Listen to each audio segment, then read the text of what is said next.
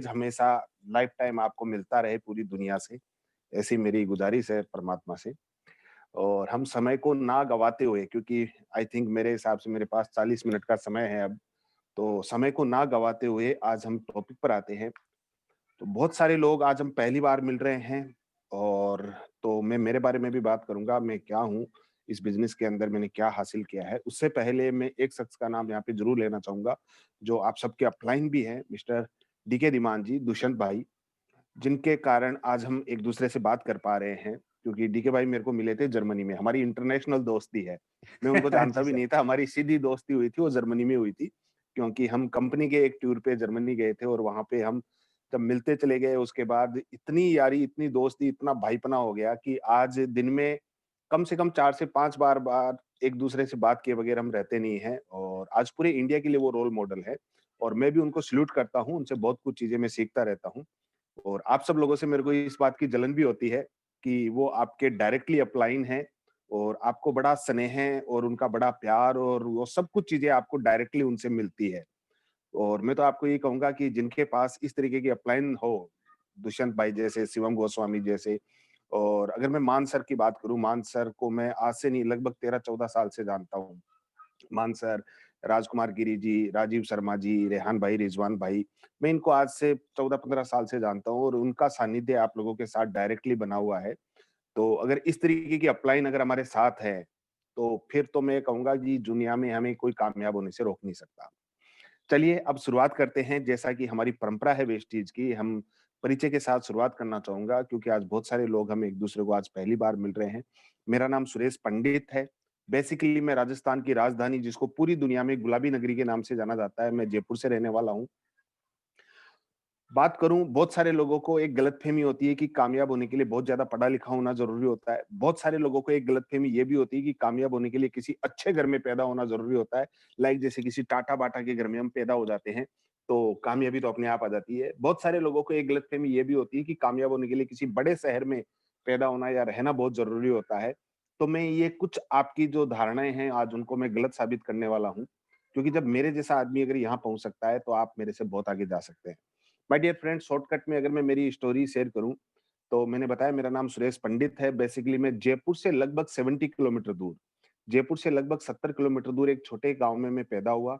गाँव का नाम मैं इसलिए लेना नहीं चाहूँगा, क्योंकि यहाँ पर पूरे हिंदुस्तान से लोग हैं, शायद आप लोगों ने नाम भी नहीं सुना होगा। तो मैं वहाँ पे एक साधारण से एक गरीब ब्राह्मण परिवार में मैं पैदा हुआ। पिताजी मेरे एक किसान हुआ करते थे। हम 4 भाई-बहनों का परिवार है, और मैं परिवार में सबसे छोटा हुआ करता हूँ।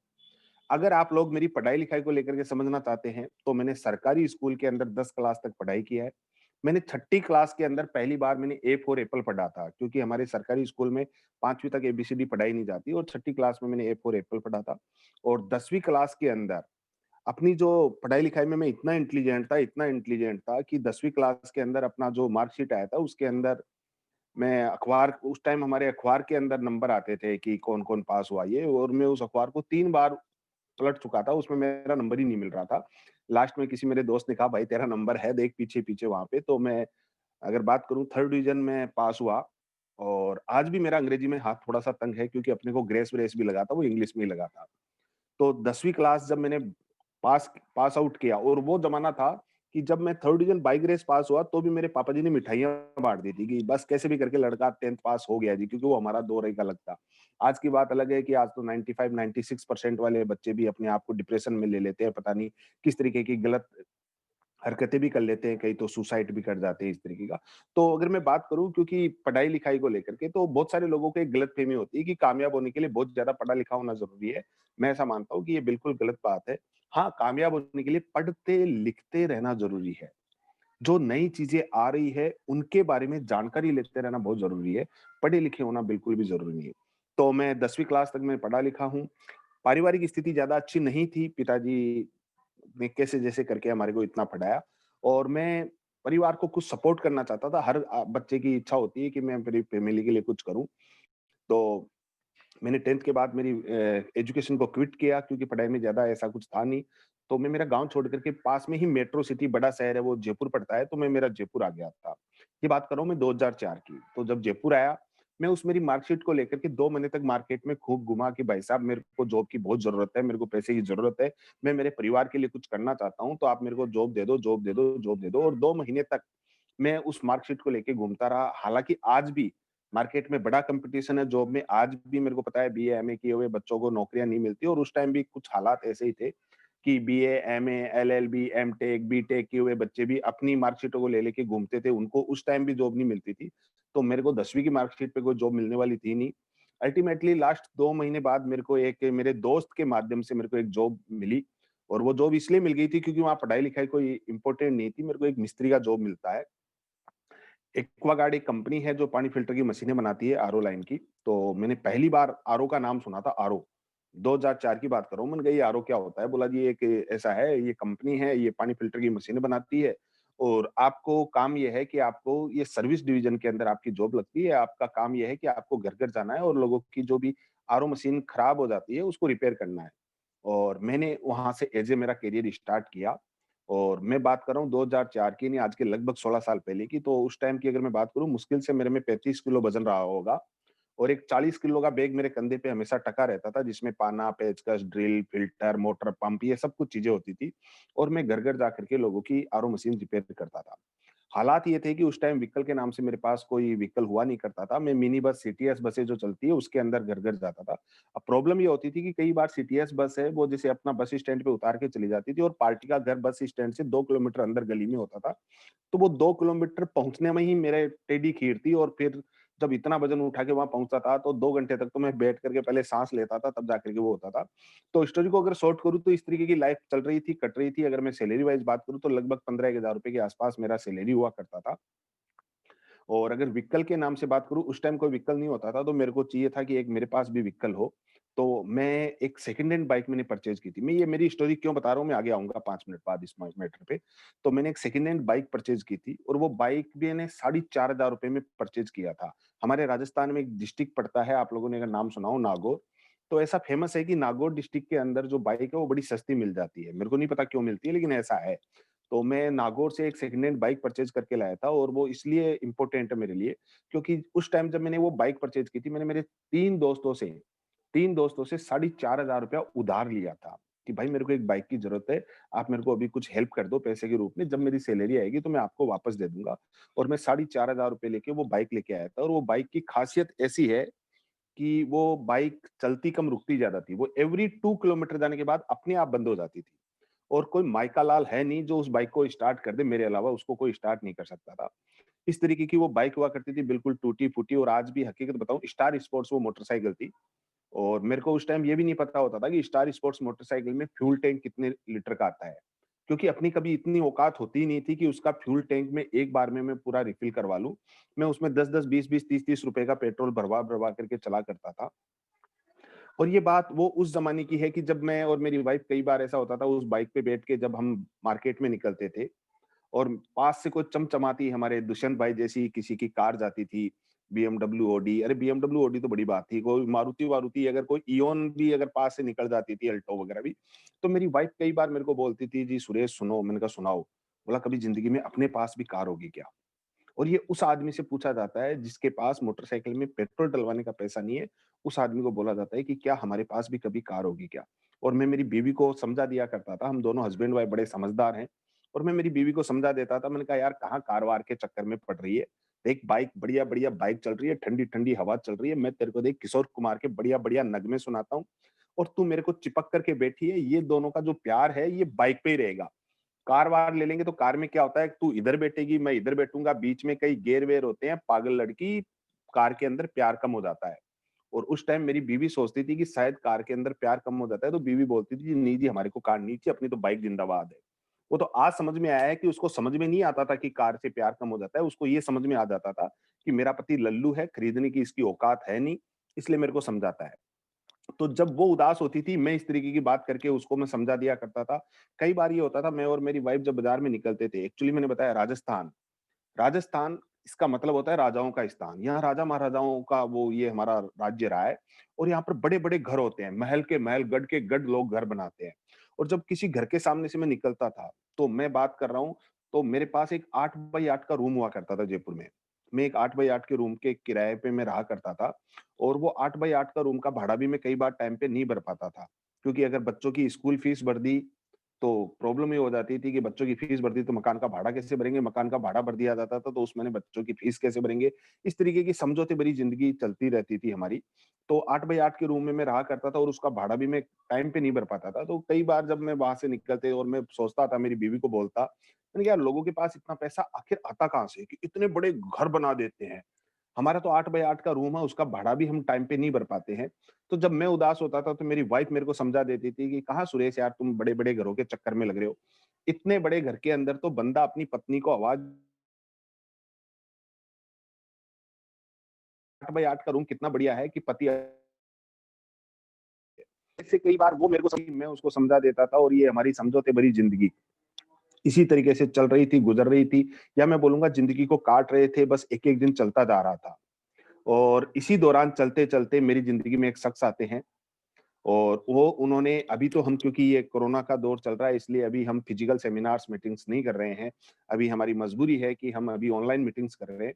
उस टाइम एक कोई कम सेमिनार्स हो रहा था, तो मेरे एक दोस्त ने आकर के मेरे को बोला कि यार एक प्रोग्राम है, एक सेमिनार है और तू वहाँ पे चल। मैंने कहा जी क्या होगा? बोला अगर तू वहाँ पे चलता है, बात समझ में आती है तो तू लाख रुपया कमा सकता है। और हकीकत बता रहा हूँ, मैंने मेरे दोस्त को 3 बार बोला। मैंने कहा, "यार तेरे को तू मेरी शक्ल देख और मेरी शक्ल देख कर के तेरे को लगता है कि मैं 1 लाख रुपया कमा सकता हूँ?" बोला, "नहीं भाई तू कमा सकता है, तू चल तो सही।" और मैं हमेशा एक बोलता हूँ, गरीब आदमी सिर्फ़ फिज़िकली गरीब नहीं होता, वो मेंटली भी गरीब होता है। क्योंकि मेरा सॉफ्टवेयर था वो ₹15,000 का था। क्योंकि मैं सुबह 7-8 बजे घर से निकलता था, रात को 10 बजे घर आता था। पूरे दिन कितने लोगों की गालियाँ सुनता था, कितनी बॉस से गालियाँ सुनता था, कितने पापड़ बेलते थे, कितनी आल-जंजाल करने के बाद मेरे को ₹15,000 मिलता था और वो बोल रहा था कि वो मीटिंग सुनने के बाद तेरे को लाख रुपया महीने का आने लग जाएगा। तो मेरे को लगता था ये लाख रुपया हमारे जैसे लोगों के लिए नहीं है। हाँ, लाख रुपया लोग कमाते हैं, पर वो कुछ स्पेशल लोग होते हैं। वो स्पेशल लोग होते हैं इसलिए वो लाख रुपया कमा लेते हैं। मैं मेरे जैसा आदमी लाख रुपया नहीं कमा सकता। फिर भी उस दोस्त के कहने से मैं चला गया बिना मन के मीटिंग के अंदर और उस मीटिंग के अंदर बातें हो रही थी सपनों की, उस मीटिंग के अंदर बातें हो रही थी ऑडी, बीएमडब्ल्यू की, वहाँ मीटिंग में बातें हो रही थी फॉरेन टूर की, इस तरीके की बातें हो रही थी, वो सब अपने को बाउंसर जा रहा था। क्योंकि अपना जो सॉफ्टवेयर है वो 15,000 वाला था, जैसे अपने पास मोबाइल है। मैं हमेशा बोलता हूँ जी आदमी स्मार्ट है या नहीं है, लेकिन मोबाइल स्मार्ट सब रखते हैं जी। तो इस स्मार्ट मोबाइल के अंदर आप देखना कई बार जब आप कोई नई फाइल लॉगिन आती है, तो जब उसको हम ओपन करते हैं तो वो ओपन नहीं होती, वहाँ पर एरर आ जाता है कि आप अपने सॉफ्टवेयर को अपडेट करो। तो अपना जो सॉफ्टवेयर था वो थोड़ा-सा लो वर्ज़न वाला था। तो वहाँ वो कुछ बात अपने को दिमाग में घुस ही नहीं रही थी, वो क्या बोले जा रहा था, क्योंकि अपने मतलब की ही नहीं थी वहाँ पर। लेकिन उस मीटिंग के अंदर मेरे को 2 बात समझ में आई थी जो मैं आपके साथ ज़रूर शेयर करना चाहूँगा। उस मीटिंग में उस लीडर ने एक बात बोली थी कि जी आप स्वतंत्र देश के स्वतंत्र नागरिक हैं, आपकी इच्छा पर डिपेंड करता है कि आप वेस्टीज में जुड़ते हैं या नहीं जुड़ते हैं। ये आपकी इच्छा पर डिपेंड करता है कि आप वेस्टीज करें या नहीं करें। लेकिन एक चीज़ तो तय है कि अगर आप वेस्टीज नहीं भी करेंगे तो भी आपके घर में वो सामान तो आपको लाना पड़ेगा जो वेस्टीज कंपनी में मिलते हैं। जैसे उन्होंने कहा जी तेल है, चाय है, साबुन है, क्रीम है, पाउडर है, टूथपेस्ट है, कपड़ा धोने का है, पोछा लगाने का है, बर्तन साफ करने का है, ये सब सामान तो आपको लाना पड़ेगा। जैसे ही उसने ये बोला लाना पड़ेगा, मैंने कहा जी दादागिरी? बोला जी बिल्कुल दादागिरी। उन्होंने कहा नहाना तो पड़ेगा। मैंने कहा क्यों नहाना पड़ेगा? मजबूरी है। बोला जी बिल्कुल मजबूरी है। कितने दिन नहीं नहाओगे? 1 दिन, 2 दिन, 4 दिन, 5 दिन, 8 दिन, 9 दिन। घरवाले भी जूते मार देंगे 10वें दिन तो कि हरामखोर नहा के तो आजा बदबू मार रहा। यानी नहाना तो पड़ेगा, टूथपेस्ट तो करनी पड़ेगी, पोछा तो लगाना पड़ेगा, बर्तन तो साफ करने पड़ेंगे। बोला जी ये सब सामान तो आपको लाना पड़ेगा। आज आप ला रहे हो, आपसे पहले आपके पिताजी लाते थे, पिताजी से पहले दादाजी लाते थे, दादाजी से पहले परदादा, सड़दादा, लड़दादा, ककड़दादा, दादा के दादा के दादा के दादा के दादा के दादा, दादा। बोला जी 7 पीढ़ियों से आपके घर में ये सामान आ रहा है, ईमानदारी से बताना किसी के घर में पुट्टी-चवन्नी आई? अब अपने घर में आई नहीं थी। मैंने कहा जी बिल्कुल नहीं आई। बोला जी आगे आने की उम्मीद है? मैंने कहा जी बिल्कुल उम्मीद नहीं है। तो बोला जी ये कॉन्सेप्ट है, नया कॉन्सेप्ट है, ये डायरेक्ट सेलिंग इसको पूरी दुनिया में बोला जाता है। आज की तारीख में ये हिंदुस्तान के लिए अभी ये हो सकता है नया कॉन्सेप्ट हो, लेकिन वर्ल्ड वाइड ये आज 60 से 70 साल हो गए हैं इस कॉन्सेप्ट को काम करते हुए और हिंदुस्तान के अलावा आज कई कंट्रीज के अंदर ये कॉन्सेप्ट काम कर रहा है, जिसको पूरी दुनिया में डायरेक्ट सेलिंग के नाम से जाना जाता है और हिंदुस्तान में इस नए कॉन्सेप्ट का नाम वेस्टीज के नाम से जाना जाता है। अगर आप जो सामान खरीदते हो, ये सामान आपका खरीदना मजबूरी है, अगर ये मजबूरी में खरीदे जाने वाला सामान अगर आप वेस्टीज कंपनी में जुड़ के यहाँ से खरीदते हो तो आने वाले टाइम में आपके घर में लाख रुपया महीने का आ सकता है। मेरे को कुछ मैं नहीं कहता कि 31 महीने पहले की वो बात है, 5 मार्च 2018 मेरे को डेट भी याद है। उस 5 मार्च 2018 को मैं नहीं कहता कि मैंने कोई बहुत बड़ा पहाड़ खोद दिया। मैं नहीं कहता कि मैंने उस दिन कोई बहुत बड़ा काम खड़ा कर दिया। एक छोटा-सा काम मेरे को बताया गया था जो कि ज़्यादातर लोग अभी हो सकता है इस मीटिंग में भी कुछ नए लोग बैठे होंगे, वो भी शायद वो डिसीज़न नहीं ले पाएँगे क्योंकि मैं हमेशा एक चीज़ बोलता हूँ, पावर ऑफ डिसीज़न कामयाबी आती है एक डिसीज़न लेने के बाद और हर आदमी एक डिसीज़न नहीं ले पाता है। ज़्यादातर लोग हमारे डिसीज़न कुछ और लोगों के माध्यम से हम लेते हैं। और वहाँ पर उस दिन मेरे को बताया गया था कि करना कुछ नहीं है, सिर्फ एक दुकान बदलनी है, करना कुछ नहीं है, एक ब्रांड बदलना है। कि आज से पहले आप किसी XYZ ब्रांड का साबुन काम में लेते थे, आज से पहले किसी XYZ ब्रांड की आप चाय पीते थे। आज के बाद आपको वेस्टीज ब्रांड की चाय पीनी है, आज के बाद आपको वेस्टीज ब्रांड की टूथपेस्ट करनी है, आज के बाद आपको वेस्टीज ब्रांड के साबुन से नहाना है। आज से पहले किसी आप रामलाल श्यामलाल की किराने की दुकान से सामान ला रहे थे, अब रामलाल श्यामलाल की दुकान को छोड़ करके आपको वेस्टीज की दुकान से सामान खरीदना है। मैं नहीं कहता कि कोई बहुत बड़ा काम था, एक छोटा-सा काम था। करना क्या था? सिर्फ एक दुकान बदलनी थी, करना क्या था? एक आपको ब्रांड बदलना था। और यहाँ पर भी अगर कुछ नए लोग बैठे हैं, उनको भी मैं एक चीज़ बोलना चाहूँगा कि इस मामले में तो अपन पीएचडी होल्डर है। वैसे मैं पढ़ा लिखा 10वीं था, लेकिन इस मामले में अपन पीएचडी होल्डर थे। किस मामले में? दुकान बदलने के मामले में, ब्रांड बदलने के मामले में। मैंने कहा जी इस काम को तो आज से लेके बचपन से लेके अभी तक अपने हज़ारों बार किया है। हज़ारों बार मैंने ब्रांड भी बदले हैं, हज़ारों बार मैंने दुकान भी बदली है। ईमानदारी से बताना जितने लोग अभी यहाँ पर मीटिंग में बैठे हैं, कि कोई ऐसा व्यक्ति है कि नहीं साहब मैं तो बचपन से लेके आज तक, मैं तो एक ही ब्रांड का सामान काम में लेता आ रहा हूँ। या बचपन से लेके आज तक हमने तो किसी दूसरी दुकान की थली भी नहीं चढ़ी, मैं तो एक ही दुकान से सामान खरीद रहा हूँ। हमने हज़ारों बार दुकान भी बदली है, हज़ारों बार ब्रांड भी बदले हैं, लेकिन लाइफ में कोई परिवर्तन नहीं आया। उसने कहा जी आज बस एक बार आप ब्रांड और बदल लो, एक बार दुकान और बदल लो, आपकी ज़िंदगी बदल सकती है। उन्होंने मेरे को बताया कि आज वेस्टीज को चलते हुए उस टाइम लगभग 14 साल कंप्लीट हो चुके थे। अभी तो साढ़े 16 साल हो गए। बोला जी आज वेस्टीज को चलते हुए 14 साल हो चुके हैं और वेस्टीज के अंदर 14 साल के अंदर ऐसे-ऐसे लोग कामयाब हो गए, जो बोल नहीं सकते, आज वो लाखों रुपया कमा रहे हैं, जो चल नहीं सकते, वो लाखों रुपया कमा रहे हैं, जो जिनके हाथ नहीं है, जिनके पैर नहीं है, आज वो लाखों रुपया कमा रहे हैं और तो और माय डियर फ्रेंड, जो हम जमीन के 6 फीट ऊपर खड़े होकर के जितना पैसा नहीं कमा रहे हैं ना, आज वेस्टीज में ऐसे कई एग्ज़ाम्पल हैं, जो जमीन के 6 फीट नीचे दफन है। कहने का मतलब आज इस दुनिया में भी नहीं है। वो भी यहाँ से 13-13, 14-14 लाख रुपया पर मंथ का कमा रहे हैं। वेस्टीज में ऐसे-ऐसे लोग कामयाब हो गए, चाहे कोई फ़र्क नहीं पड़ता कि आप गाँव से हैं, शहर से हैं, मोटे हैं, पतले हैं, ठिगने हैं, लंबे हैं, काले हैं, गोरे हैं, महिला है, पुरुष है, स्टूडेंट है, जॉब करते हैं, कोई फ़र्क नहीं पड़ता। वेस्ट ईच में हर प्रकार, हर जाति, हर धर्म, हर समाज के लोग आज यहाँ पे कामयाब हो रहे हैं। चाहे वो स्टूडेंट है तो लाखों रुपया कमा रहे हैं, चाहे वो 70 साल का बुजुर्ग है तो लाखों रुपया कमा रहा है, महिला है तो लाखों रुपया कमा रही है। हर प्रकार के लोग आज यहाँ पर कामयाब हो रहे हैं। तो मेरे को करना क्या था कि सिर्फ एक दुकान बदलनी थी। करना क्या था? सिर्फ एक ब्रांड बदलना था। और माय डियर फ्रेंड मैं माफ़ी चाहता हूँ हाथ जोड़ के मेरे शब्दों को अदरवाइज़ मत लेना, मेरे शब्द कुछ इसी तरीके के होते हैं। क्योंकि ज़्यादातर लोग मेरे को बोल भी देते हैं कि पंडित जी आपका जो बात करने का तरीका होता है वो एटीट्यूड का ही लोगों को चुभ जाता है। मैंने कहा चुभ जाता है तो चुभ जाने दो। अगर मेरे शब्दों से अगर किसी की मृत आत्मा जिंदा हो जाए, अगर वो लखपति बन जाए तो इससे ज़्यादा मेरे को कुछ नहीं चाहिए। मैं आपको बता रहा हूँ कि इस पैसे के लिए लोग पता नहीं क्या-क्या करने को तैयार हैं। मेरे को क्या बताया गया था सिर्फ एक दुकान ही तो बदलनी है। मेरी अभी लगभग 40 साल की उम्र है। इस 40 साल की उम्र के अंदर मैंने देखा है, इस पैसे के लिए बेटा बाप को बदल देता है, पति पत्नी को बदल देते हैं, लोग अपना समाज और धर्म बदल देते हैं। फिर अगेन मैं माफ़ी चाहता हूँ, मैं मेरे शब्दों को अदरवाइज़ मत लेना, मैं जाति से शर्मा आदमी हूँ। मैंने बहुत सारे शर्माओं को वर्मा लगाते हुए देखा है। किसके लिए? सिर्फ़ पैसे के लिए, क्योंकि शर्मा को नौकरी नहीं मिलती, वर्मा के लिए स्पेशल एक कोटा होता है। बहुत सारे लोग अपना धर्म बदलने को तैयार है, 5-5, 10-10 हज़ार रुपए के अंदर चलो आप मेरे साथ साउथ इंडिया के अंदर। 5-5, 10-10 हज़ार रुपए के लिए लोग अपना धर्म परिवर्तन करने के लिए, धर्म बदलने के लिए तैयार है। तो लोग अपना धर्म, जात बदलने के लिए तैयार है, तो सिर्फ एक दुकान बदलने की बात की गई थी। मैंने कहा सुरेश पंडित दुनिया का सबसे सस्ता सौदा है कर डाल। अगर दुकान बदलने से ज़िंदगी बदलती है तो आज की आज और अभी का अभी कर डाल। और 5 मार्च 2018 को मैंने एक डिसीज़न लिया था, एक छोटा-सा डिसीज़न कि मैंने उस दिन एक प्रण लिया था कि आज के बाद मेरे घर में जो सामान आएगा वो वेस्टेज का आएगा। लेकिन माय डियर फ्रेंड मैं हमेशा बोलता हूँ कामयाबी हमेशा दर्द की कोख से पैदा होती है। कामयाबी हमेशा चंद लोगों के अंदर, कम लोगों के अंदर रहना पसंद करती है और कामयाब इसीलिए कम लोग होते हैं क्योंकि हर आदमी दर्द सहन कर नहीं पाता। जैसे ही आप एक डिसीजन लेकर के काम करना शुरू करते हैं, लोग आपका विरोध करना शुरू कर देते हैं। लोग आपकी मजाक बनाना शुरू कर देते हैं, बहुत सारी अड़चनें आना शुरू हो जाती है और सबसे पहली जो प्रॉब्लम आती है वो आपके घर से आना शुरू हो जाएगी।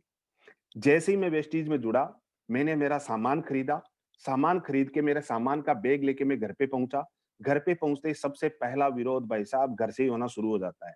कुछ लोग जो जॉइन हो चुके हैं उनके साथ ये होना शुरू हो चुका होगा, जो नहीं हुए हैं उनके साथ ये सबसे पहले यही होगा। जैसे ही मैं सामान लेके घर पहुँचा, सामने श्रीमती जी मिल गई गेट के ऊपर ही, बोला जी कहाँ जाके आए हो? मैंने कहा जी वेस्टेज में जाके आया हूँ। बोला जी क्या लेके आए हो? मैंने कहा जी ये सामान लेके आया हूँ। मैंने एक-एक सामान बैग से निकाल-निकाल के उसके सामने रखना शुरू किया जी। मैंने कहा ये वेस्टेज का साबुन है, ये तेल है, ये चाय है, ये है, ये कपड़ा धोने का है, ये पोछा लगाने का है, ये चेहरे पे लगाने का है। और जैसे उन्होंने देखा, मेरी पत्नी ने 3 बार मेरे को देखा और बोलती जी आप बड़े भोले हो, क्योंकि दुनिया की हर पत्नी को यही लगता है उसका पति बड़ा भोला है और उसको तो कोई भी टोपी उड़ा जाता है। तो वो तो पति को पता है वो कितना 30 मार का है, पर पत्नी की नज़रों में तो वो भोला ही होता है। तो बोला जी आप बड़े भोले हो, किसके चक्कर में लग गए? ये क्या सामान उठा के लाए हो? मैं तो ये सामान भी मेरे को तो नकली सा नज़र आ रहा है। मैंने तो कभी इसका टेलीविज़न में कोई एडवर्टाइज़ भी नहीं देखा, ये कहाँ से उठा के लाए हो? मैं उसको समझाया जा रहा था, मैंने कहा देख ये जो साबुन है, इस साबुन से अगर तू नहाएगी तो तू भी एक दिन ऐश्वर्या राय बन जाएगी।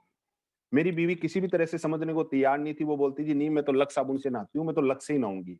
और मैं उसको बार-बार समझा रहा था, मैंने कहा देख तू लक्स से नहाती है, पैसा ऐश्वर्या के घर में जाता है। अगर तू वेस्टीज के साबुन से नहाएगी तो तू भी एक दिन ऐश्वर्या बन जाएगी। वो नहीं समझने को तैयार थी। मैंने चेहरे पे लगाने वाली क्रीम निकाली, बोला जी ये क्या है? मैंने कहा ये चेहरे पे लगाने की क्रीम है। बोला जी आप ही लगाओ, मैं तो फेयर एंड लवली लगाती हूँ, मैं तो फेयर एंड लवली लगाऊँगी। मैं उसको समझा रहा था, मैंने कहा देख तू फेयर एंड लवली लगाती है, पैसा कैटरीना कैफ के पास जाता है। अगर तू वेस्टीज की क्रीम लगाएगी तो तू भी एक दिन कैटरीना कैफ बन जाएगी। पर वो किसी भी तरीके से समझने को तैयार नहीं थी, लेकिन मैं एक डिसीजन ले चुका था। मैंने डिसीजन लिया था कि अगले 3 साल तक चाहे कुछ भी हो जाए, मेरे घर का जो सामान आएगा वो वेस्टीज की दुकान से आएगा। तो मैंने मेरी बीवी को बोला कि देख मैं एक डिसीजन ले चुका हूँ। अब तू सुरेश पंडित की पत्नी है तो सामान वेस्टीज का काम में लेना पड़ेगा और किसी और की पत्नी है तो तेरी मर्ज़ी है उस ब्रांड का काम में ले। तो इस तरीके से मेरे घर में वेस्टीज का सामान आना शुरू हुआ। उसके बाद तो हालाँकि अलग बात है कि फिर बीवी ने बोला जी इसका तेल बहुत ज़ोरदार का है, चाय बहुत ज़ोरदार की है। भाई ज़ोरदार की है तो ज़ोरदार की लगेगी। लेकिन पहले दिन उसको समझ में नहीं आ रहा था। अब मैं मेरे अपलाइन से मैंने बात करना शुरू किया। मैंने अपलाइन को पूछा कि मैंने कहा सर वो लाख रुपया कब आएगा जो आप बता रहे थे कि आपके आने वाले टाइम में लाख रुपया आएगा। मेरे अपलाइन ने मेरे को बोला कि अगर आपको लाख रुपया चाहिए तो अब लोगों को बताओ। मैंने कहा किसको बताऊँ? बोला आप लोगों को बताओ। मैंने कहा किसको बताऊँ? बोला यार हिंदुस्तान में 140 करोड़ का देश है किसी को भी बताओ। मैंने कहा यार किसको बताऊँ? बोला अपने दोस्तों को बताओ। मैंने कहा यार दोस्तों को बताऊँ और हकीकत बता रहा हूँ जो दोस्त ये बोलते थे ना भाई तेरे लिए जान हाजिर है। हरामखोर एक भी जॉइन नहीं हुआ। कोई जॉइन नहीं हुआ। पर मैं लगातार चलता रहा, लगातार लगा रहा और मैंने लोगों को बताना शुरू किया और हकीकत बता रहा हूँ शुरुआत में जब आप भी इस दौर से निकलते हो और क्योंकि आपके कुछ लोग अभी स्टार्ट किए हैं, कुछ लोग स्टार्ट करने वाले हैं, ये दौर आपके साथ भी आएगा। मैं मेरी स्टोरी क्यों बता रहा हूँ, आगे बताऊँगा इसके कारण। और मैं मेरे दोस्तों के पास जाता था और दोस्तों को जाकर के जब मैं बोलता था क्योंकि शुरुआती दौर में ज़्यादा कुछ समझ में आता नहीं था। आज तो अलग बात है लेकिन उस दौर में कुछ ज़्यादा समझ में नहीं आता था। मैं मेरे दोस्तों के पास जाता था और दोस्तों को बोलता था यार जुड़ जाओ एक दिन देखना आपके घर में लाख रुपए आ जाएगा। और मेरे दोस्त मेरे को ये बोलते थे भाई तू ही कमा लेना लाख रुपया, हम तो तेरे से ही उधार ले लेंगे। और उस टाइम बड़ा तकलीफ होता था। मैं मेरे दोस्तों के पास जाता था और उनको बोलता था कि भाई जुड़ जाओ एक दिन देखना आपके घर में कार आ जाएगी। अगेन वही वाली बात, दोस्त बोलते थे तू ही ले आना कार, हम तो तेरी वाली कार में मौजी खा लेंगे, हमारे को नहीं चाहिए। और उस टाइम मैं भगवान से एक ही प्रार्थना करता था कि हे भगवान तू मेरी तो नहीं सुन रहा, कम से कम इनकी तो सुन ले, ये हरामखोर क्या बोल रहे हैं कि तू ही कमा लेना लाख रुपया, हम तो तेरे से ही उधार ले लेंगे। और भगवान ने उनकी सुनी कि आज मेरे घर में लाख रुपया नहीं आता, आज मेरे को हर महीने लगभग 3 लाख रुपए से ज़्यादा महीने का आता है। जब मैं मेरे दोस्तों को बोलता था कि यार जुड़ जाओ आपके घर में एक दिन कार आ जाएगी, वही दोस्त मेरे को बोलते थे कि भाई तू ही कर ले, हम तो तेरी वाली कार में ही मौजी खा लेंगे। और उस टाइम मैं भगवान से एक ही प्रार्थना करता था कि हे भगवान तू मेरी तो नहीं सुन रहा यार, इस हरामखोर की तो सुन ये क्या बोल रहा है कि तू ही ले आना कार, हम तो तेरी वाली कार में बैठ लेंगे। और माय डियर फ्रेंड भगवान ने उनकी सुनी और आज मेरे घर में 1 नहीं है, 2 नहीं है, 3 नहीं है, 4 नहीं है, आज मेरे घर में 5-5 कार है और ये जो 5वीं कार अभी मैंने परचेज़ की है, अभी इसी दीपावली पे मैंने परचेज़ की है जो दुष्यंत भाई ने ही मेरे को दिलवाई है और ये 5वीं कार आज मेरे पास बीएमडब्ल्यू कार है। ये शानदार 5वीं सर। मेरी लाइफ में बीएमडब्ल्यू कार है और जो दोस्त मेरे को बोलते थे ना हम तो तेरी वाली कार में ही बैठ लेंगे। ईमानदारी की बात बता रहा हूँ, अभी राजस्थान में शादियों का सीज़न चल रहा है, क्योंकि आफ्टर कोविड शादियाँ हुई नहीं मार्च से, तो अभी मेरी 2 कारें मेरे 2 दोस्त उधार लेकर के माँग करके लेके गए हैं।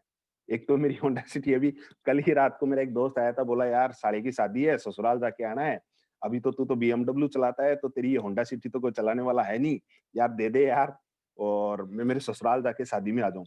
तो आज वही दोस्त आते हैं और कार उधार मांगने आते हैं। मैं किसी दोस्त को नीचा नहीं दिखा रहा यहाँ पे। हो सकता है मेरा दोस्त भी कोई यहाँ पे मीटिंग में बैठा हो, क्योंकि मैंने भी ये जूम लिंक 1-2 दोस्तों को सेंड किया था। तो आज बड़ी बात ये है कि आज यहाँ से मेरे घर में हम चलाने वाले सिर्फ 2 लोग हैं। मेरे पापा जी आज इस दुनिया में नहीं है। मेरी मदर है, वो ओल्ड लेडी है। माताजी बिल्कुल बुजुर्ग है। वो गाड़ी चलाना तो दूर की बात है, वो ढंग से चल भी नहीं पाते हैं। आज मैं और मेरी वाइफ हम सिर्फ 2 लोग हैं और घर में कार है 5, चलाने वाले नहीं है। ये सब कुछ हो पाया ज़िंदगी में उस एक छोटे से डिसीज़न के कारण। उस मीटिंग के अंदर एक छोटा-सा डिसीज़न जो मैंने लिया था, आज उस छोटे से डिसीज़न के कारण लाखों रुपए जैसी आमदनी है, 5-5 कार हो चुकी है और जहाँ पे मैं एक 8 बाई 8 के रूम में रहा करता था, अगर मैं बात करूँ, तो आज जयपुर जैसे शहर के अंदर मेरे खुद के 2 घर हैं। जयपुर जैसे शहर में और मेरे दोनों घर में दुष्यंत भाई आया हुआ है। सबसे पहले मैंने एक घर लिया जो फ्लैट था, मैंने फ्लैट लिया था, दुष्यंत भाई वहाँ आए और दुष्यंत भाई ने बोला, "यार मज़ा नहीं आया इस फ्लैट में, थोड़ा-सा बड़ा घर होना चाहिए भाई आपका।" और अभी लास्ट दीपावली, ये जो दीपावली गई है, हेलो, क्या आ गया है सर? मैं थोड़ा कन्फ्यूज़ हो रहा हूँ, कुछ मेरा मोबाइल और ही कुछ चल रहा है। अच्छा, शायद किसी ने स्क्रीन शेयर कर दिया है। यस, तो सर आपकी गाड़ी दिखा रहा था मैं। Okay, okay, okay. Thank you sir. तो पिछली दीपावली पे मैंने मेरा घर लिया था और उस घर पे भी एक बड़ी इंटरेस्टिंग स्टोरी है, हालाँकि समय का अभाव है लेकिन मैं ज़रूर बोलना चाहूँगा।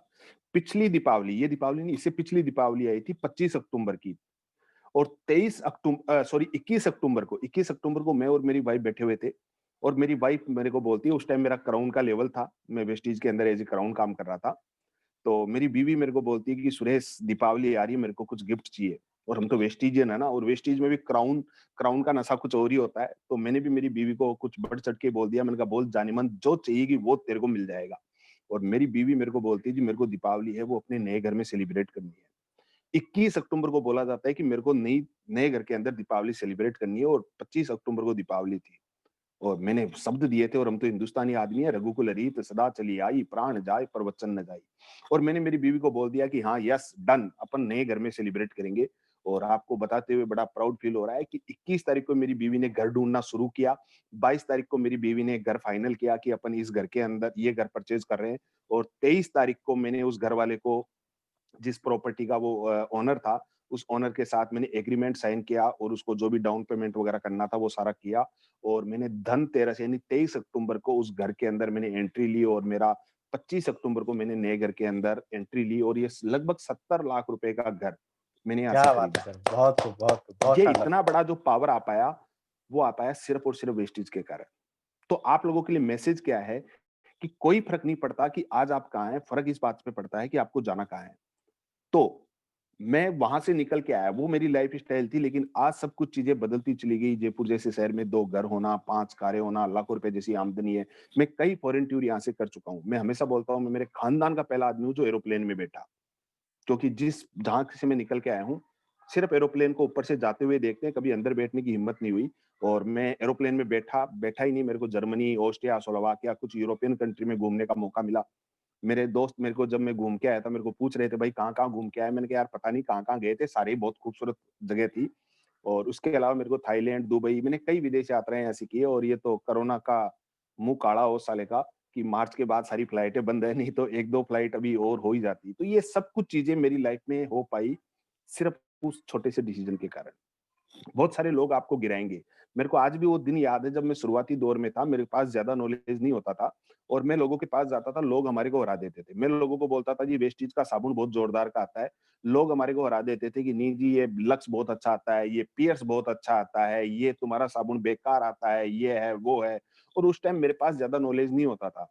और आज आपको बताते हुए बड़ा प्राउड फील हो रहा है कि कई बार ऐसा होता था कि मैं हार जाता था और लोग जीत जाते थे, वो मेरे को हरा देते थे। कि वेस्टेज का सामान लोकल है, वेस्टेज का सामान नकली आता है या घटिया आता है या क्वालिटी नहीं है और मेरे पास नॉलेज नहीं होता था और वो लोग जीत जाते थे और मैं हार जाता था। लेकिन आज फ़र्क इस बात का है कि आज वो सारे जीतने वाले लोग आज भी उसी तरह 15 से 20,000 रुपए महीने के अंदर अपनी ज़िंदगी के रगड़ के खा रहे हैं और ये हारने वाला सुरेश पंडित महीने का 3 लाख रुपया कमाता है।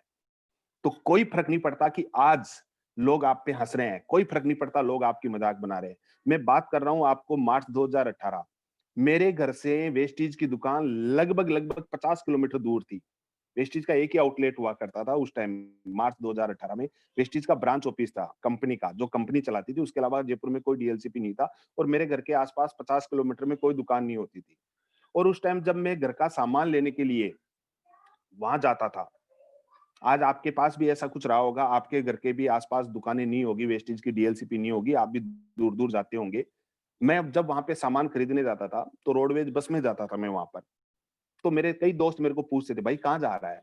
तो मैं उनको बताता था, मैंने कहा भाई वहाँ जयपुर जा रहा हूँ, वहाँ जा रहा हूँ, उस फलां जगह पे, क्योंकि आप जगह का नाम नहीं समझ पाएंगे, इमली वाला फाटक। मैंने कहा वहाँ जा रहा हूँ। बोला जी क्यों जा रहा है? मैंने कहा घर का सामान खरीदने जा रहा हूँ। बोला क्या खरीद के लाएगा? मैं उनको बताता था, मैंने कहा यार चाय खरीद के लानी है मेरे को। तो वो बोलते थे यार चाय खरीदने के लिए इतनी दूर जा रहा है, 50 किलोमीटर दूर? चाय तो अपने मोहल्ले में भी मिलती है। मैंने कहा यार वो मोहल्ले वाली चाय में पैसा नहीं आता, वहां से पैसा आएगा। तो वो मेरे को पूछते थे, भाई तेरे को पता है भाड़ा कितना लग गया? मैंने कहा हाँ पता है, 30 रुपया जाने का लगेगा, 30 रुपया आने का लगेगा। बोला तेरा 60 रुपया तो भाड़ा लग जाएगा, 1 डेढ़ घंटा जाने का लगेगा, 1 डेढ़ घंटा आने का लगेगा। तू इतनी दूर जाकर के चाय ला रहा है, चाय तो मोहल्ले में मिल जाती है। मैंने कहा यार वो मोहल्ले वाली में पैसा नहीं आता, वहां से पैसा आएगा। तो वो मुंह पे तो कुछ नहीं बोलते थे। वो फिर एक दोस्त दूसरे दोस्त के कोन ही मारता था बस के अंदर, सरकारी रोडवेज में जाता था मैं। तो वो दूसरे दोस्त के कोन ही मारता था और उसको बोलता था, देख पागल आदमी देखा है? वो बोलता था दिखा दिखा कहाँ है? बोला ये रहा, मेरी तरफ इशारा करता था कि ये पागल आदमी 20 रुपया बचाने के चक्कर में 60 रुपए का भाड़ा लगा दिया, 5 घंटे का टाइम लगा रहा है और फिर बोल रहा है यहाँ से चाय पत्ती खरीदने से मैं करोड़पति बनूंगा। वो लोग मेरे पे हंसते थे और मेरे को समझ में नहीं आता कि जब कोई एक आदमी कोई एक डिसीजन लेकर के उस डिसीजन पे जब काम करना शुरू करता है, लोग उसकी टांग क्यों खींचते हैं, लोग उसकी मजाक क्यों बनाते हैं, आज भी समझ में नहीं आता। वो लोग मेरी मजाक बनाते थे, वो लोग हंसते थे, लेकिन आज आपको बताते हुए मेरे को प्राउड फील हो रहा है कि वो सारे दोस्त जो मेरे पे हंसते थे, आज भी वो उसी तरह सरकारी रोडवेज में धक्के खाते हैं और ये सुरेश पंडित आजकल हवाई जहाजों में धक्के खाता है। इतना बड़ा फर्क आ गया उस छोटे से लिए हुए डिसीजन के कारण। तो आप लोगों के लिए भी मैं यही कहूंगा, एक छोटा-सा डिसीजन आप लीजिए और उस डिसीजन पर अडिग हो जाना। बहुत सारे लोग आपकी मजाक बनाएँगे, बहुत सारे लोग आपको गिराएँगे। हो सकता है आपके घरवाले आपको गिराएँ और मैं हमेशा एक चीज़ बोलता हूँ, हो सकता है आपके पापा को आपकी कामयाबी पे भरोसा हो या नहीं हो सकता है आपकी मम्मी को आपकी कामयाबी पे भरोसा हो या नहीं हो सकता है आपके दोस्तों को आपकी कामयाबी पे भरोसा हो या नहीं हो सकता है आपके रिश्तेदारों को, आपके मोहल्ले वालों को, आपके समाज वालों को, आपके गाँव वालों को आपकी कामयाबी पे भरोसा हो या नहीं हो, लेकिन इस सुरेश पंडित को भरोसा है कि आप सारे के सारे लोग कामयाब हो सकते हैं। बस मेरे भरोसे पे मेरे दोस्त भरोसा कर लेना। भरोसा आप कर लेना और इस भरोसे को बस कायम रखना अगले 3 साल तक। मैं हमेशा बोलता हूँ ये वेस्टीज त्रिवर्षीय योजना है।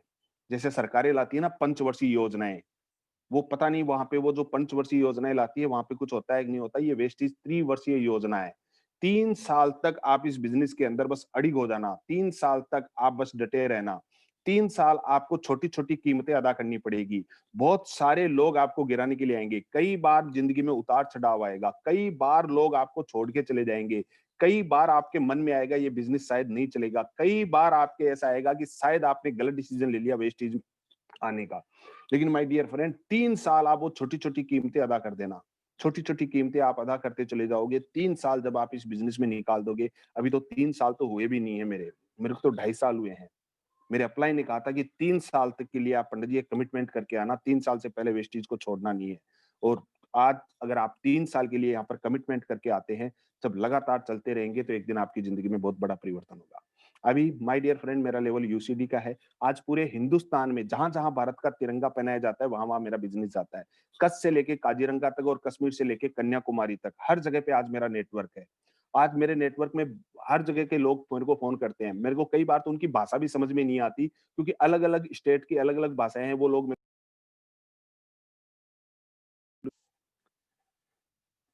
हेलो, सॉरी मैं माफ़ी चाहूँगा किसी का फ़ोन आ गया था। तो वो लोग मेरे को बोलते हैं कि सर ऐसा-ऐसा है, हम आपके नेटवर्क में हैं। आज अगर कोई आदमी सूरत में बैठा कोई आदमी आज सूरत में बैठा भगवान के अगरबत्ती लगाता है और वो जो अगरबत्ती है वो हमारे बेस्ट डील से खरीदी हुई है। और वो भगवान की अगरबत्ती लगा के बोलता है जी ओम जय जगदीश हरे और यहाँ पर जयपुर में बैठे मेरे घर में आ जाते हैं हरे हरे, हरे हरे, हरे हरे, हरे हरे। सोचो कि क्या बिज़नेस है यार। हो सकता है उसके लक्ष्मी खुश होगी कि नहीं होगी मेरे को नहीं पता। कि लक्ष्मी माता उस पे खुश होगी या नहीं होगी, लेकिन अपने ऊपर लक्ष्मी माता पूरी खुश हो रही है क्योंकि अपन वेस्टीज कर रहे हैं। आज अगर मैं बात करूं, कोई बॉम्बे में बैठा चाय पीता है और वो बोलता है जी मजा आ गया। अरे उसको मजा आया कि नहीं है, अपने घर में 3 लाख रुपए आ गया। ये सब कुछ आपके साथ भी होगा। आने वाले टाइम में आपका नेटवर्क इतना बड़ा हो जाएगा कि कोई चाय खरीद रहा है, कोई आटा खा रहा है, कोई नमक खा रहा है, कोई चावल खा रहा है, कोई क्या ले रहा है, कोई क्या ले रहा है, कोई क्या ले रहा है। आपको पता भी नहीं चलेगा माय डियर फ्रेंड कि आपका चेक लाखों रुपया महीने का कब पहुँच जाएगा। और मैं हमेशा बोलता हूँ ये वेस्टेज क्या देती है? मेरे को कई लोग पूछते हैं, सर ये वेस्टेज क्या देती है? मैंने कहा वेस्टेज आपको देती है एक राजमहल सी ज़िंदगी और एक ताजमहल सी मौत।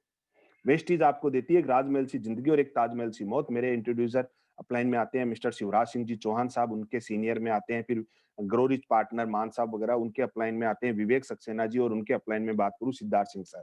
सिद्धार्थ सर से भी मैं पहली बार जर्मनी में मिला था, और सिद्धार्थ सर से हालाँकि मैं कम ही बात करता हूँ क्योंकि वहाँ तक पहुँचने के लिए कभी ज़रूरत पड़ती ही नहीं है, क्योंकि मेरे जो अपलाइन्स हैं वहीं पे, और ख़ास तौर से दुष्यंत भाई, मैं हमेशा मेरे को जहाँ भी मैं अटक-भटक जाता हूँ, मैं पहला कॉल दुष्यंत भाई को करता हूँ। जब कोई कैलकुलेशन में समझ में नहीं आता, कोई ऑफर समझ में नहीं आता, तो मैं दुष्यंत भाई को फ़ोन करता हूँ। मैंने कहा, "भाई ये कंपनी ने क्या ऑफर निकाला है, ये क्या है, क्या नहीं है?" तो वो मेरे को हमेशा समझा देते हैं।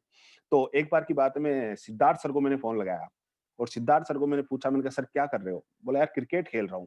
मैंने कहा, "सर क्या कर रहे हो?" बोला, "क्रिकेट खेल रहा हूँ।" मैंने कहा, "सर क्रिकेट खेल रहे हो? हम तो फील्ड में लगे पड़े हैं और आप क्रिकेट खेल रहे हो?" बोला, "यार क्या करूँ अब, कोई करने को कोई काम रहा नहीं, तो सोचता हूँ चलो यार टाइम पास करने के लिए क्या किया जाए, क्रिकेट ही खेल लेते हैं।"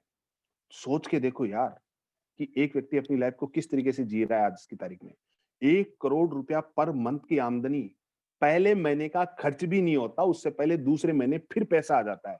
पहले वाला खर्च भी नहीं होता, उससे पहले दूसरे महीने फिर पैसा आ जाता है। आज जो ज़िंदगी है वो राजमहल सी ज़िंदगी है। मैं हमेशा बोलता हूँ वेस्टेज एक सिद्धि है। आपने रामायण महाभारत देखी होगी टीवी के अंदर।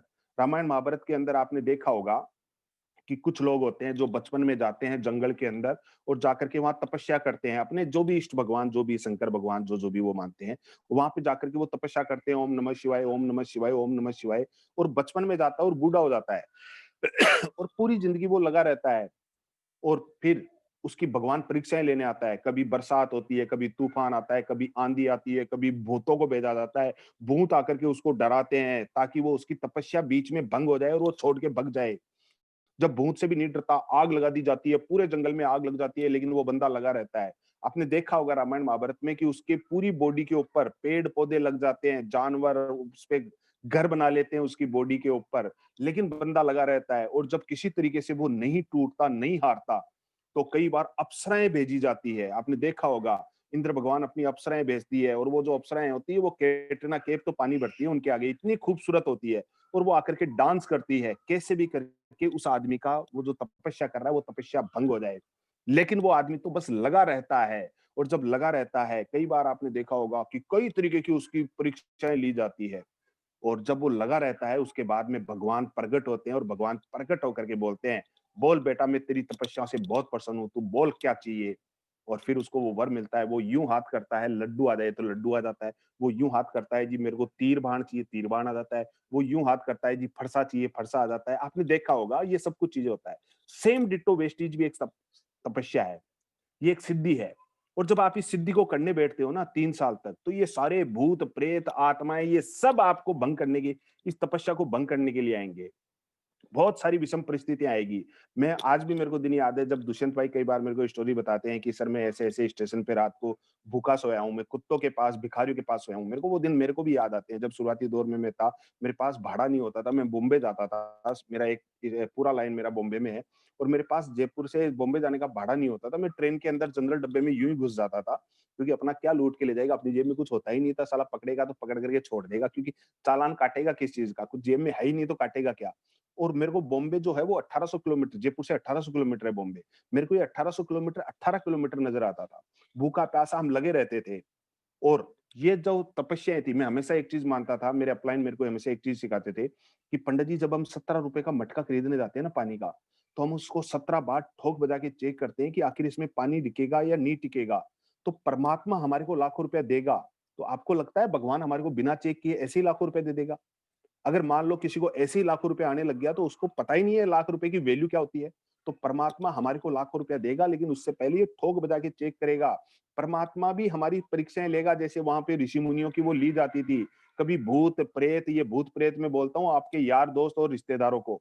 ये रिश्तेदार सारे के सब लोगों के भूत प्रेत होते हैं। बड़े डराते हैं साहब, बर्बाद हो जाएगा, लुट जाएगा, तेरे बच्चे बिक जाएँगे इस काम के अंदर। हम बता रहे हैं, तू तो आज जुड़ रहा है वेस्टीज के अंदर। भाई मेरे काका का, नाना का, देवर का, छोरा का, फूफा का, देवर की लड़की की, ससुर का छोरा ज्वाइन हुआ था वेस्टीज में। बेचारे का घर बिक गया, घर तेरी इस वेस्टीज कंपनी में। ऐसा-ऐसा मेरे को बड़ा डराया गया था, और आपको भी डराएँगे। मेरे को समझ में नहीं आता था। मैंने कहा यार ऐसा क्या कर दिया वेस्टीज में जो उसका घर बिक गया? करना क्या है? ₹1000 का सामान ही तो खरीदना होता है। अगर घर का सामान खरीदने से कोई आदमी बर्बाद होता है तो हरामखोर बर्बाद हुआ नहीं है, वो तो खानदानी पहले से ही बर्बाद था। भाई क्या बर्बाद हो जाएँगे यार? क्या ज़िंदगी में पहली बार ₹1000-1200 का घर का राशन खरीदोगे क्या? लेकिन इस तरीके से बोलने का स्टाइल होता है उनका कि आदमी तो कोमा में आ जाता है। मेरे को ये कई बार लगता था, मेरे रिश्तेदार मेरे को ऐसा डराते थे, मेरे को लगता था भाई मैंने कोई वेस्टीज जॉइन नहीं की, ओसामा बिन लादेन का जैसे गैंग जॉइन कर लिया हो। इस तरीके की नज़रों से मेरे को देखा जाता था। इस तरीके से मेरे को डराते थे कि देख लेना हम बता देंगे तेरी ये बाइक भी ना बिक जाए ना, मेरा नाम बदल देना। इस तरीके के कमिटमेंट करते थे। बहुत डराया जाता था। कई बार भूत-प्रेत आएँगे, कई बार आपके सामने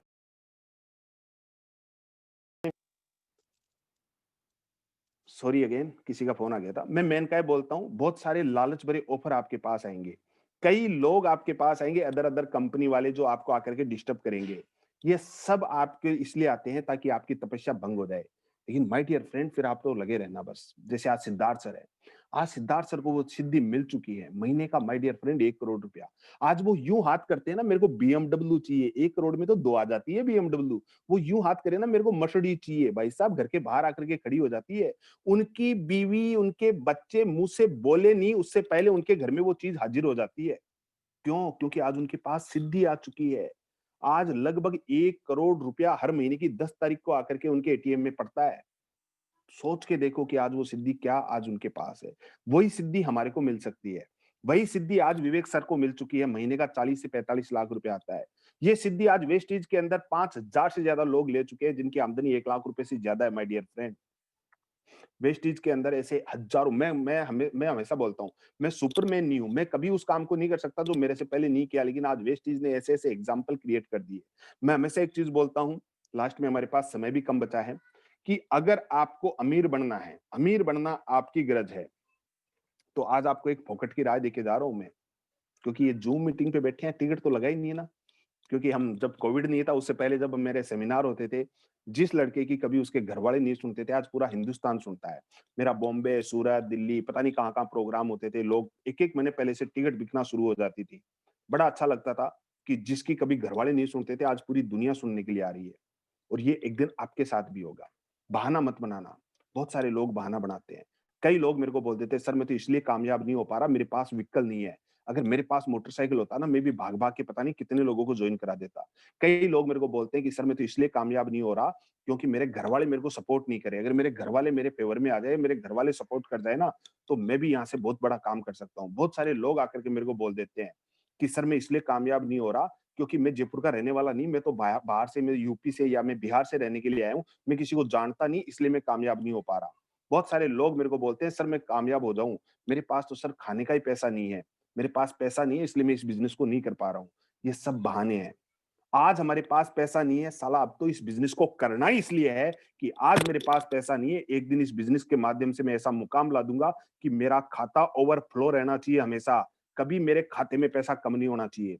लोग बोलते हैं कि मेरे घरवाले मेरे को सपोर्ट नहीं करते, मैं इसलिए इस बिज़नेस को कर रहा हूँ। साला इस बिज़नेस के अंदर एक दिन उस मुकाम पे पहुँचना है कि आज हमारे घरवाले हमारी बात नहीं मान रहे, एक दिन पूरी दुनिया आपकी बात को माने।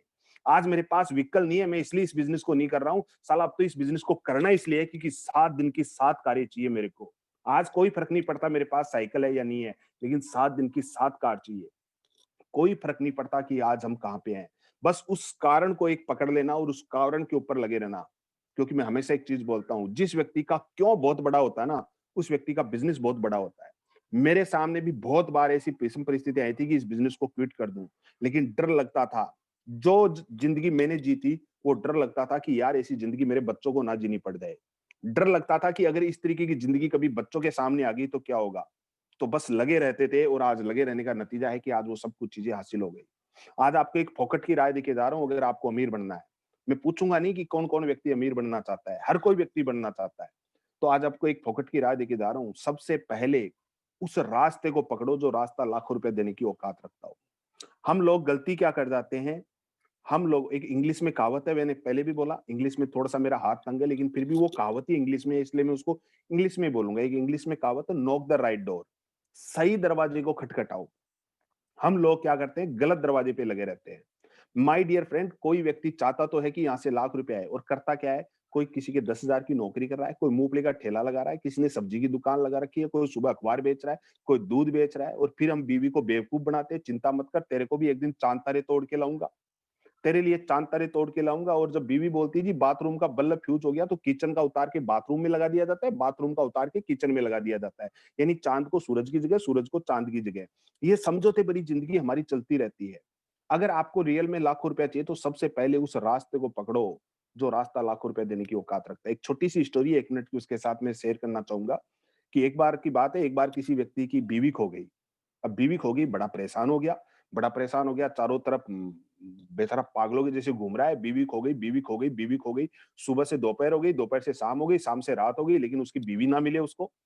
थक हार के, भगवान का बड़ा आस्तिक था वो, थक हार के वहां पे पहुंच गया। वो राम जी का मंदिर बना हुआ था, राम जी के मंदिर पे जाकर के उसकी घंटी पकड़ करके जोर जोर से हिलाने लग गया, मर जाऊंगा, लुट जाऊंगा, बर्बाद हो जाऊंगा, घर के बाहर निकल राम भगवान।